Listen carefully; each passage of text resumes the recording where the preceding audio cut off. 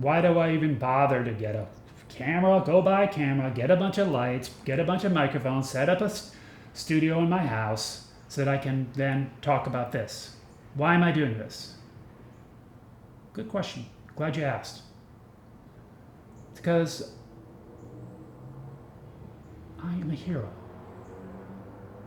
I am on a hero's journey. I have a mission. My mission is save humanity from extinction. Are we really that close to going extinct? I would answer yes, we are. Right now, we are in a state of, many scientists believe, and I value truths, scientists say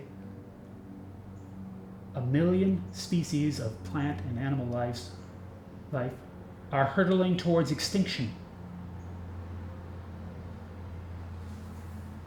We're facing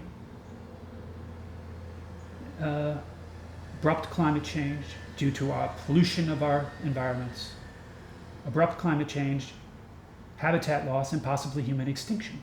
And people think, well, that could never happen. We've got 8 billion people on the planet right now. We're doing great. Yeah, we're doing great right now, but we're polluting the planet. We're using up its resources before they could ever be, renewed. We're using up non-renewable resources, and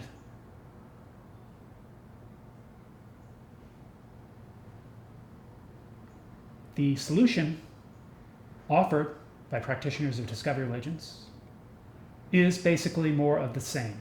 More of the same racist, fascist, warmongering behaviors that led us to the situation that we're in right now. And if we continue to behave like racist, fascist warmongers, if we continue to join collective efforts to work, fight, and outnumber competition, well, what do you think that's going to lead?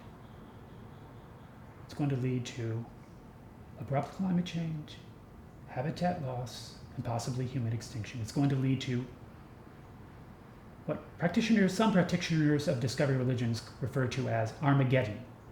What is Armageddon? Well, Armageddon is the idea of a necessary, final, horrible war. And after this necessary, final, horrible war, their good entity will have final victory over their evil entity. Right? Meaning that the insiders, the few paranoid, oppressive, violent people who rule over domestic territories, will have final victory over the outsiders who rule over foreign territories. The few paranoid, oppressive, violent people will rule the world.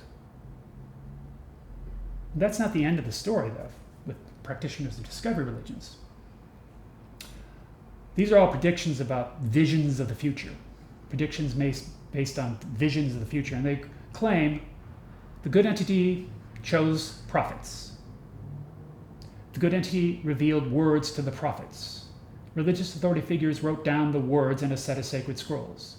Religious authority figures know how to translate and interpret the words.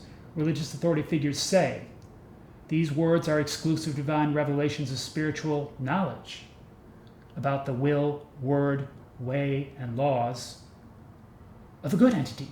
The good entity rules in heaven. The good entity is at war with an evil entity. The evil entity rules over the earth.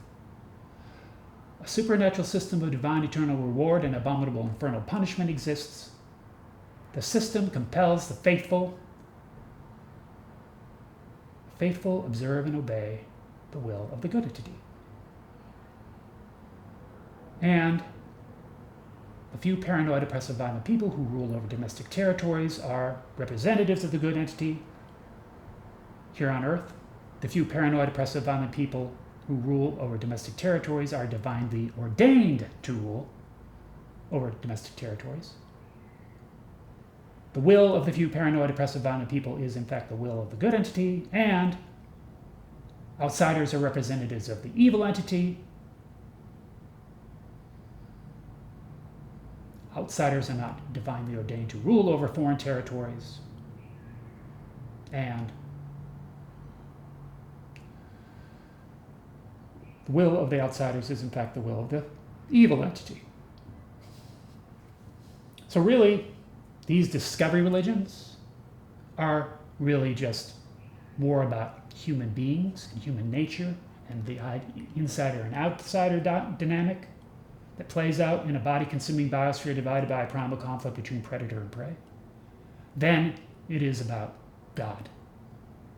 It's really about making, most discovery religions are all about making the few paranoid, oppressive, violent people who concentrate wealth and power in their own hands and rule over domestic territories into gods